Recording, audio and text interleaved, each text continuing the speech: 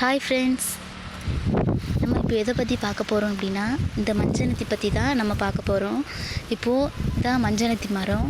இந்த இலைகள்லாம் இப்படி தான் நீள நீளமாக இருக்கும். இதோட தண்டு மஞ்சள் நிறத்தில் இருக்கிறதுனால இதை மஞ்சனத்தி அப்படின்னு சொல்கிறாங்க. இதில் உள்ள காய்கள் இதுதான். இதை மஞ்சனத்தி மரம், அப்புறம் நோனி மரம் அப்படின்னு சொல்லுவாங்க.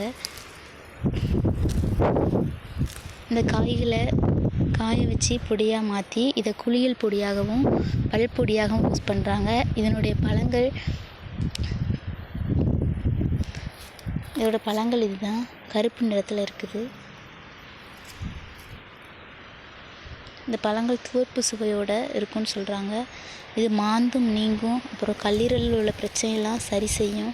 இன்னும் நிறைய மருத்துவ குணங்களை கொண்டது தான் இந்த மஞ்சனத்தி பழம். இதுதான் அந்த மஞ்சனத்தியோட தண்டு. இந்த தண்டு பெருசானி நல்ல பெரிய கட்டைகளாக இருக்கிறத கட்டில் செய்யவும் உபயோகப்படுத்துகிறாங்க. இந்த இலையை நம்ம ஸ்மெல் பண்ணுறதுனால நம்மளுக்கு சுவாச சம்மந்தமான பிரச்சனைகள் சரியாகுது மட்டும் இல்லாமல், இந்த தண்டை நம்ம கட்டிலுக்கு யூஸ் பண்ணுறதுனால நல்ல தூக்கமும் வருதுன்னு சொல்லப்படுது. இந்த வீடியோ உங்களுக்கு பிடிச்சிருந்தா லைக் பண்ணுங்கள், ஷேர் பண்ணுங்கள், சப்ஸ்கிரைப் பண்ணுங்கள். இன்னும் இந்த மாதிரி நிறைய ஹெல்த் டிப்ஸை தெரிஞ்சுக்கிறதுக்கு நம்ம சேனலை ஃபாலோ பண்ணுங்கள். நன்றி.